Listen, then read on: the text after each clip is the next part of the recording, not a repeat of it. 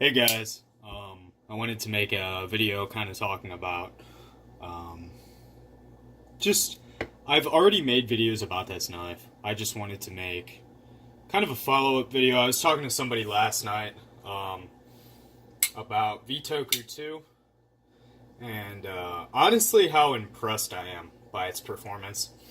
I really enjoy this steel. It's very tough and it reminds me of 1095 but better. Um, but this video isn't about the steel. It's actually just about the endura. And this is a knife that I never picked up for years. Kind of just because, I mean, you see enduras everywhere, and there's nothing remarkable. There's nothing, incredibly interesting about them. It's not an outdated design by any means.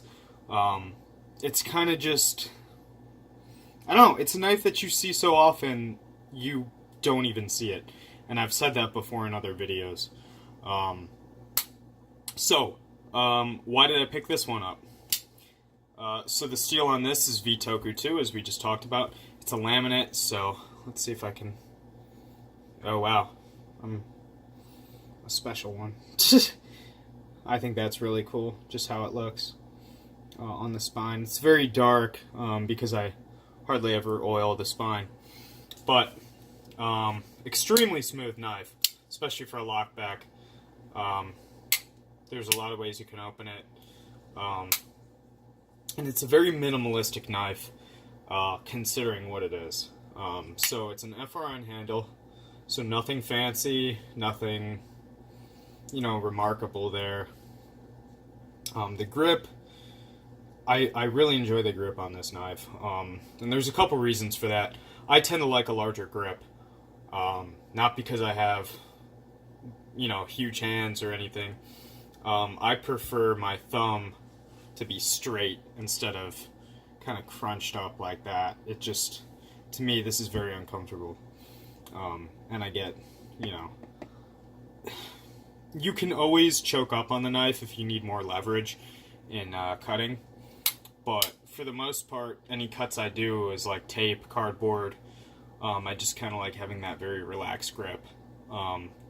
Second thing I can say about this is it carries very well. I'm not a big deep carry clip guy. I kept this one stock, which obviously it's stock. It's got the spider on it. Blade stock is very thin. And this one actually has an imperfection in the grind. I don't know if you guys can see that.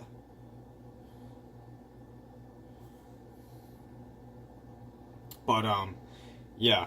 So it's a very good slicer. It's not, it's not a kitchen knife. It's not that much better than a military. In fact, I think some Benchmates actually cut a little bit better than this. But, I mean, for the most part, it's a very good knife. It doesn't sacrifice anything in durability. In fact, if you were to grind this thinner, I think you could really, really utilize that V-Toku 2. Because I was talking to Super Steel Steve yesterday, and he was talking about how he dropped his V-Toku 2 kitchen knife, tipped first on the ground, and it didn't actually break or chip, which is, it's a known trait of V-Toku 2, it being very tough. That being its claim to fame. If you want to look at it as like a super steel in the way that not, for edge retention or anything, but it's super in the way that it's extremely tough. And it's from sharpening, well, let me explain why I've sharpened this as much as I have. The whole edge patinaed when I can't remember what I was cutting, but I cut something, closed it up, and then just, threw it wherever. I think it was in the knife case for a while, and the whole edge patinaed. And actually, it didn't rust, which was nice, because that can be kind of problematic. But, yeah, so I've found that this takes a very, very, very keen edge, and it doesn't take a lot of effort to get it to that point. If you freehand with like a medium, or I guess you don't have to freehand. If you just use like a medium spyderco stone or rod or whatever, you can get a very, very, very impressive edge on this guy. So one thing I have noticed, and I guess a lot of people complain about this, is you'll get like various scratches just kind of out of nowhere on this top laminate. It is 410 stainless, so not a lot of carbon, not a lot of really anything going on with it. It's very stainless and reasonably tough, but other than that, it doesn't really have any wear-resistant traits to it. I almost just sliced my finger on the blade. I just kind of barely... It actually did take some skin off. But, I keep getting injured. I don't know if you guys can see. Is it that finger? No, it's this one.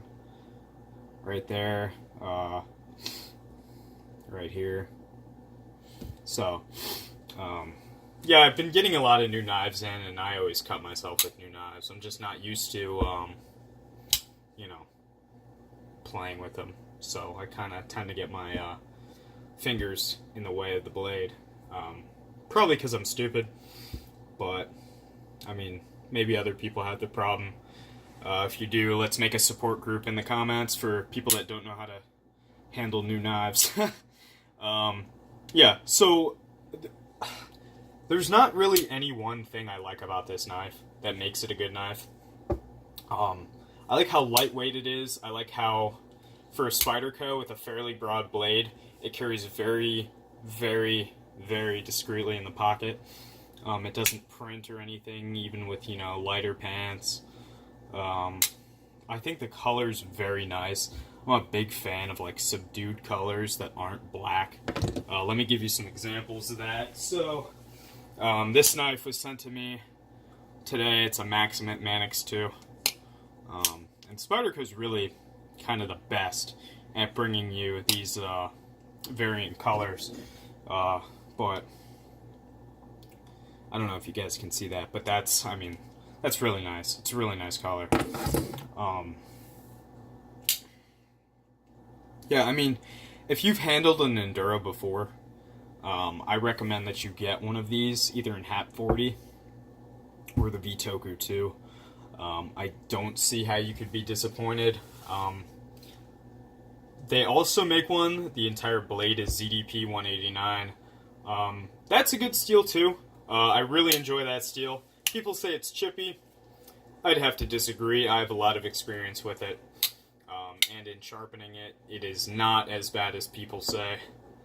I don't know. I really, when people complain about, you know, sharpening S90 or ZDP, I really wonder what they're doing, that they're having trouble with that. I mean, I really do wonder, because I haven't sharpened Maximate yet, and I've heard a lot of people have issues with that.